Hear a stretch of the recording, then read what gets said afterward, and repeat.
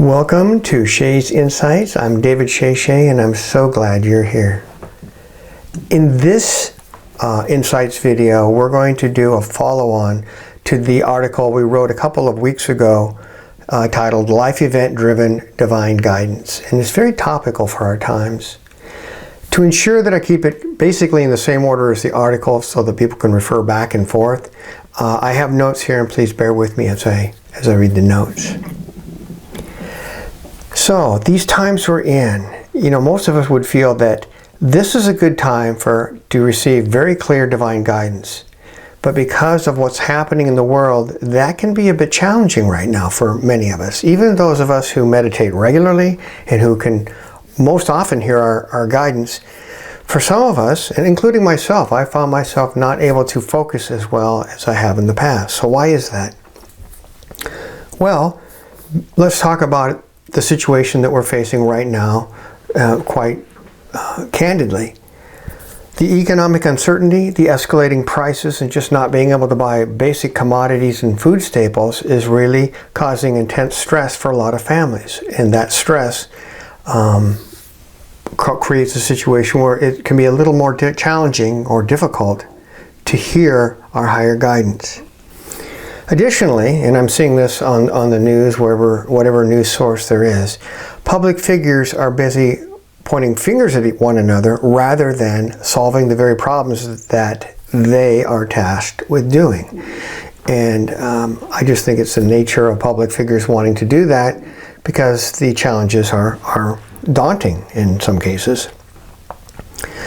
And the drama of our times is like reality television, and many people love reality television. It reminds me of that old Irish saying, is this a private fight or can anyone join in? And what that means is that our times can cause people to get polarized and caught up in the social drama as if it were our own. And by making it our own, it's a low self trait, and if we don't, even people on the spiritual path can find themselves caught up in this sort of thing. And we talked about this, I think back in April. We had an article and a follow-on video, as well as a radio show in May, talked about turning down the volume. And one of the things we can do, we may not be able to shut the volume off of the noise of the world, but it's really important that we stay caught up and connected, not caught up, but connected in our own divine guidance and not get involved with things out there in the world that really don't have to do with this. And as we do that and start letting the other things fall away, we find it easier to focus on our own divine guidance as well as our own life in the highest benefit of our own family. So basically what can happen is even when we turn down the volume in our life, it can still be challenging to hear our divine guidance, that from our guides, the angels, whatever our source of guidance, because of the remaining noise. So what can we do about it? Well, one of the things we can look at is what happens in our life. If we can't hear our guidance as clearly, the events of our life are still going to unfold just along in accordance with our life plan, regardless of whether we know it or not. If we look at those events and the indicators or the characteristics behind it, it can tell us what divine guidance wants us to do. And this came up, we did a meditation down in Kalispell at the Healing Path last night, and one of the people there said that he recognized that some of the things happening in his life were indicators of what needed to be done in changes in his life. And he was absolutely right, because when I tuned into his divine guidance, that's precisely what they're looking to have happen.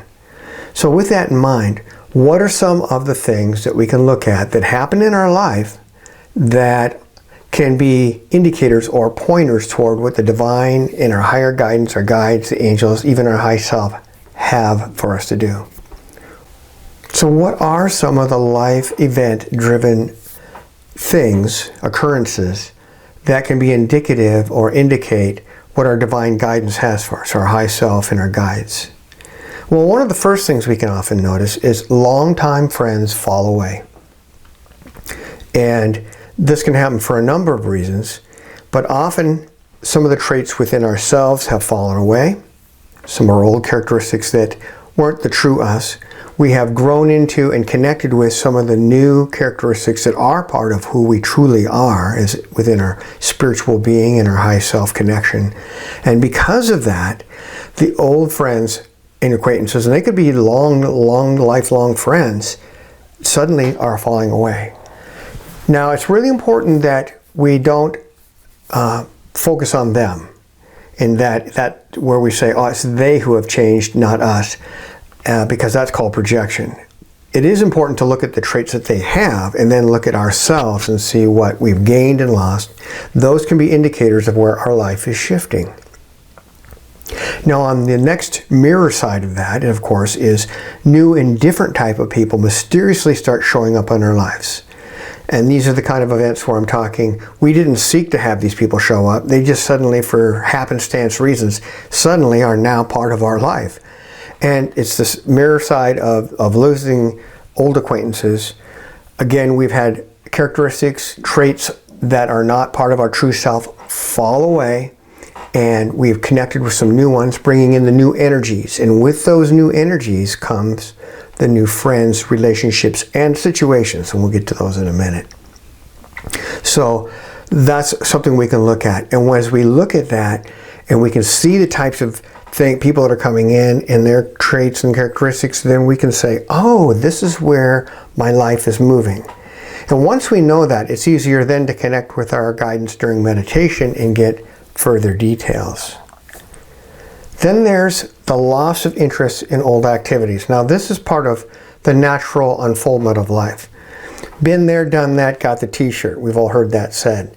We've experienced something and we're done with it. But there can be other reasons as well. We naturally disconnect from old energies and patterns to make new energetic connections again with our higher traits. And along with that comes our old grounding activities and connections with Mother Earth, and grounding to things, believe it or not, and activities that make us feel secure. So if we loved, I don't know, I'll make up something, cabinet making, and all of a sudden now we've lost interest in it. We'll still make a cabinet if we need to, but it's just not our thing. That's because we have grown past that and we're ready to move on to the next thing. What's important is to find out what are the new connections?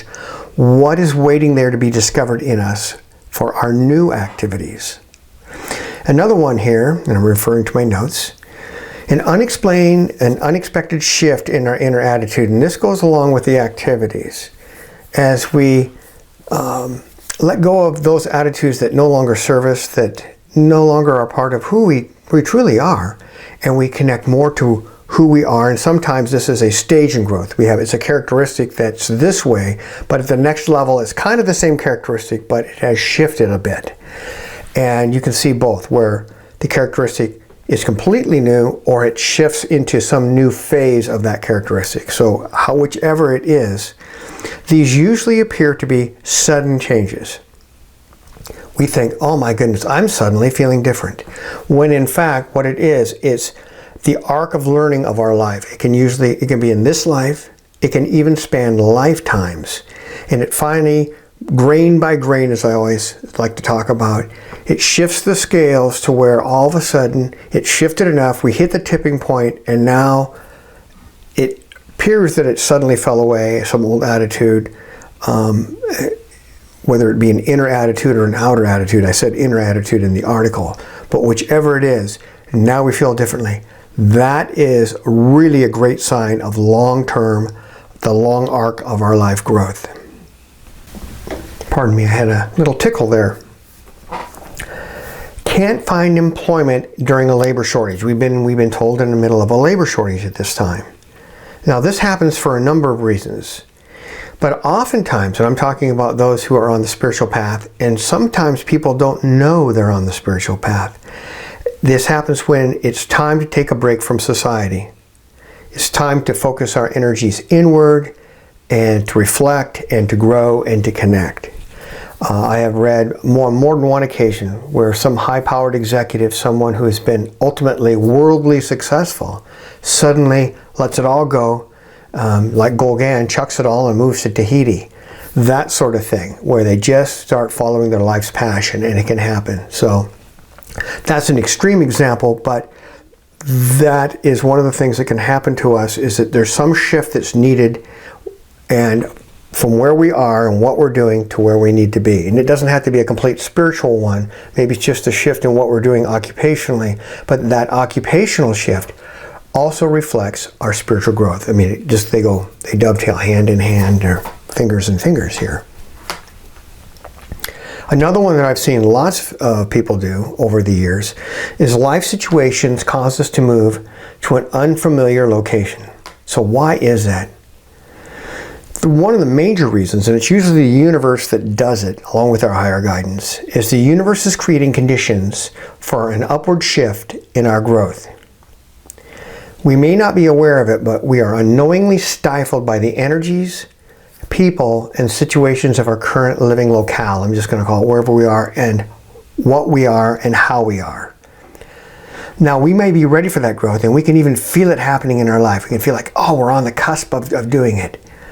But because of the pervasiveness of all these connections that we don't, for whatever reason, we're not letting go of, they're keeping us in old patterns, and the universe is going to cause us to move, to disconnect, and allow us to be naturally reconnected to the energies, people, and new situations of our new higher state of being. Moving allows us to do it. Now, it's important to note here that a lot of people want to do a move, and they call that in 12-step programs, they call that doing a geographic. The problem with doing a geographic, when these other forces aren't in play, where we're being ready to move on and being held back, and you have to really look at this, is that no matter where we go, there you are. That's kind of how it goes. So if we're just moving to be moving, we may find ourselves in a new location with the same situation. So one wants to really look at this carefully. Another one that's happened, and I've even had this happen in my own life, is long-standing approaches to things no longer work. Boy, is this a challenging and sometimes, frankly, frustrating situation. What's happened is we've outgrown our old attitudes, as we've been talking about, and ways of doing things. We have some old patterns that may have served us well in this lifetime, perhaps many, many lifetimes, but we're ready to move on to the new, higher way of doing things. So our higher guidance shuts off the old approaches. That can be the universe, our guides, our high self, any one of them, basically shuts us off from our own abilities and our ability to do things. And it forces us to find new abilities within us that are just waiting to be discovered, like many of the things on this list. Another thing that we see happening is unexplained sickness. Now, there can be a number of reasons for this, so I don't want to focus on all the myriad of them that can happen, but I want to focus on a couple of them that we've seen. Negative attitudes and past life baggage, if not addressed, because life will keep knocking in our door and say, hey, pay attention to this, pay attention to this. If we don't, it can manifest as disease.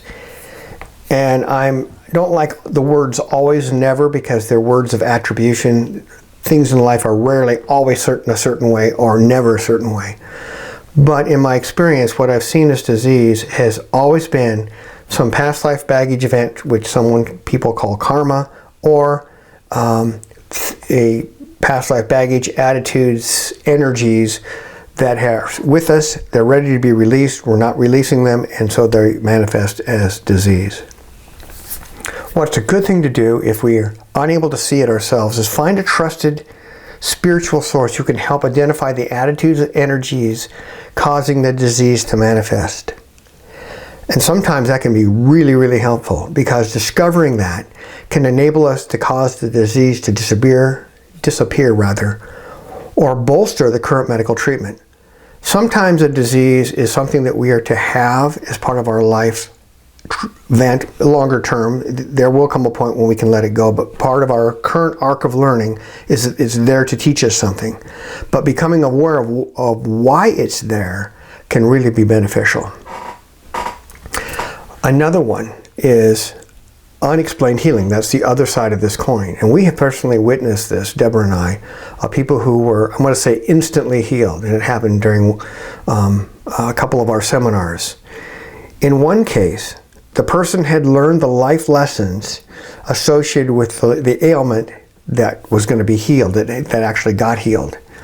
And they weren't consciously aware of it, but they were ready for it. And because of the sacred environment that higher guidance creates when we do these seminars, as vessels and instruments of the divine, plus people's own connection, it can foster this healing that will occur, but it's because they're ready for it. And of course, it's always from our higher guidance. It's from the divine. All things come from the hand of God, I believe. And finally, looking at any long-standing patterns in our life that are changed, whatever it is. We've named a few of them here, but whatever they are, look at them. What are the traits? What is new within us that's causing this change? What have we let go of that has caused this change or this shift?